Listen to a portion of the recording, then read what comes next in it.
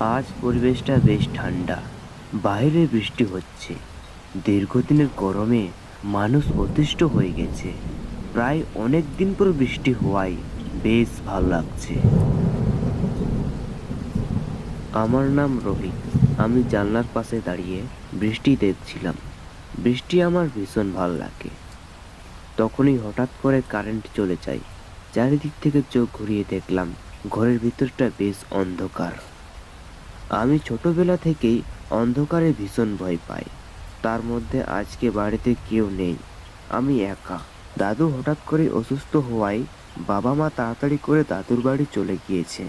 আগামীকাল আমার কলেজের পরীক্ষা আছে, সেজন্যই আমাকে বাড়িতে রেখে দাদুর বাড়ি গেছে। আমি চৌকিতে বসে পড়লাম। বিদ্যুৎ চলে যাওয়ার কারণে আমি পড়তেও পারছিলাম না। মোমবাতি যে মা কোথায় রেখে গেছে সেটাও জানি না। ঘরের চারিদিকটা বেশ অন্ধকার, তাই আমি মোমবাতিটাও খুঁজতে গেলাম না। তাই আমি চুপচাপ বিছানায় বসে রইলাম। হঠাৎ করে আমার চোখ পড়ল ঘরে থাকা আয়নাতে।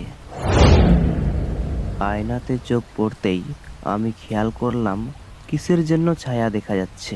আমি ভীষণ ভয় পেয়ে গেলাম। মনের ভুল মনে করে ব্যাপারটা এড়িয়ে যেতে চাইলাম, কিন্তু ব্যাপারটি কিছুতেই এড়িয়ে যেতে পারছি না। ঠিক তখনই বিদ্যুৎ চমকাচ্ছিল। বিদ্যুতের ঝলকানিতে আমি দেখতে পেলাম ঘরে থাকা আয়নাতে কারোর ছায়ামূর্তি দেখা যাচ্ছে। সেই ছায়া দেখে আমি চেঁচিয়ে উঠলাম। আমার ভীষণ ভয় লাগলো। ভয়ে আমার হাত পা কাঁপতে শুরু করলো। ভয়ে আমার গলা শুকিয়ে যাচ্ছে। আমি ভয়ে ভয়ে বললাম, কে ওখানে? কে? কেউ আমার কথার কোনো উত্তর দিল না। আমি কিছুক্ষণ পর আবারও লক্ষ্য করলাম সেখানে কেউ নেই, সেই কালো ছায়াও নেই। আমি তখন ভাবলাম আমারই মনের ভুল, অন্ধকারে হয়তো ভুল দেখেছি। এইভাবে আমি স্বস্তি পেলাম। আমি বিছানায় চুপচাপ বসে রইলাম। এত তাড়াতাড়ি আমার ঘুম আসবে না তা তো আমি জানি। তারপরেই ভাবলাম বসে থেকে কি করব, শুয়ে পড়ি।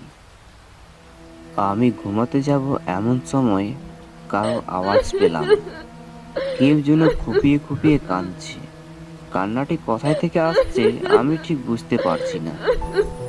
আমি ঘুম থেকে উঠে দাঁড়িয়ে পড়লাম। ঠিক সেই সময় আমার চোখ গেল জানলার বাইরের গাছতলার নিচে। আমি দেখলাম একটি মেয়ে দাঁড়িয়ে আছে। তাকে দেখে বেশ খটকা লাগলো। এত রাতে এই ঝড় বৃষ্টির সময়ে কেউ কেন এখানে কান্না করবে? আমি যখন জানলার পাশে দাঁড়িয়েছিলাম তখন কাউকে তো দেখতে পাইনি। তাহলে কি এখনই এই মেয়েটি এখানে আসছে? আমি মেয়েটিকে বললাম, কে তুমি?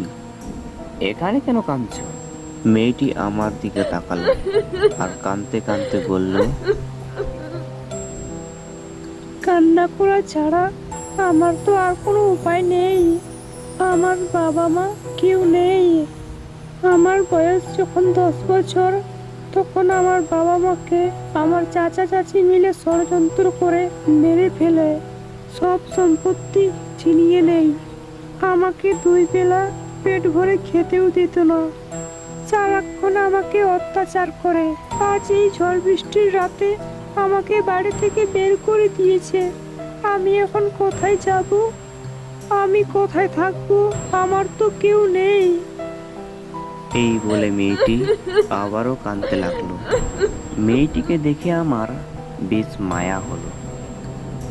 বৃষ্টিতে ভিজে ঠান্ডায় মেয়েটি কাঁদছে।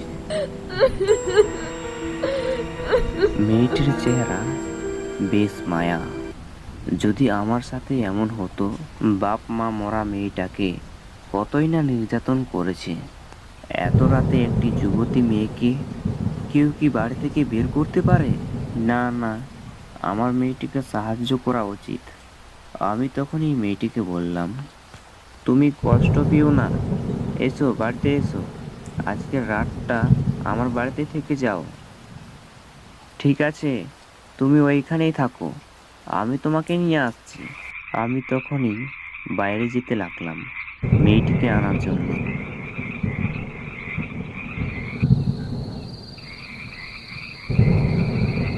আমি গাছতলার কাছে গিয়ে দেখি মেয়েটি আর সেখানে নেই। আমি ভীষণ অবাক হলাম। বুকের ভেতরটা কেমন ছেদ করে উঠল। আমি আশেপাশে ভালো করে তাকিয়ে দেখলাম, কোথাও কেউ নেই। আমি মনে মনে ভাবতে লাগলাম, কোথায় গেল মেয়েটা? মেয়েটি তো এখানেই ছিল, হঠাৎ করে কোথায় গেল? বৃষ্টি থেমে গেলেও বাইরে তখন বিদ্যুৎ চমকাচ্ছিল।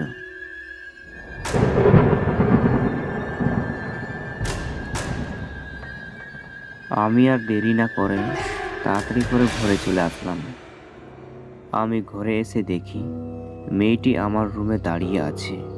মেয়েটিকে দেখে আমার হাত পা কাঁপছিল। এতক্ষণ অন্ধকারে মেয়েটির চেহারা স্বাভাবিকই ছিল, তবে এখন আলোতে যা দেখছি দেখে মনে হচ্ছে এটা একটা সাধারণ মেয়ে নয়, এটি একটি পিশাচিনী। কি ভয়ানক তার চেহারা! আমি ভয়ে ভয়ে তাকে বললাম, কি হচ্ছে এইসব? কে তুমি? আমি তোমার কি ক্ষতি করেছি? দয়া করে আমাকে ছেড়ে দাও। মেয়েটি আমাকে বলল, যদি বাঁচতে চাস তো এই বাড়ি ছেড়ে চলে যা। এই বাড়ি আমার, নয়তো তুইও মরবি, তোর বাপ মাও মরবে। এই বাড়ি আমার, এখানে কেউ থাকতে পারবে না। এই বলে মেয়েটি আমার চোখের সামনে থেকে উধাও হয়ে গেল। আর চোখের সামনে এত কিছু দেখে আমি নিজেকে ঠিক রাখতে পারছি না, তবে এতটুকু বুঝতে পারছি মেয়েটি আর আসবে না। মেয়েটি আমাকে ভয় দেখাতে নয়, বরং সাবধান করতে এসেছিল। আমি আস্তে আস্তে বিছানায় শুয়ে পড়লাম। আমি আস্তে আস্তে ঘুমানোর চেষ্টা করছি, কিন্তু ঘুম আমার কিছুতেই আসছে না। সেই মেয়েটির ভয়ঙ্কর চেহারা আমার মনে আসছে, তবুও আমি ঘুমিয়ে পড়লাম।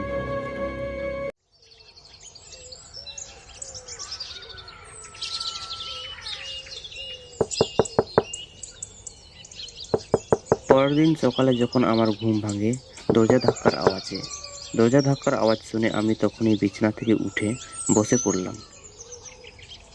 তখনই বাইরে থেকে বাবার আওয়াজ শুনতে পেলাম, রোহিত বাবা, দরজাটা খোল। তখনই আমি দরজা খুলতে দরজার দিকে চলে যাই। রোহিত বাবা, কাল রাতে তো অনেক বৃষ্টি হয়েছে, কারেন্টও ছিল না। তুমি রাত্রে ভয় পাওনি তো? বাবা, কাল রাত্রে আমার সাথে খুব খারাপ ঘটনা ঘটেছে। তারপর আমি আস্তে আস্তে রাতের সব ঘটনা আমার বাবা মাকে খুলে বলি। আমরা তার পরের দিনই সেই বাড়িটিকে ছেড়ে সেই গ্রামেই নতুন একটি বাড়ি ভাড়া থাকতে শুরু করলাম।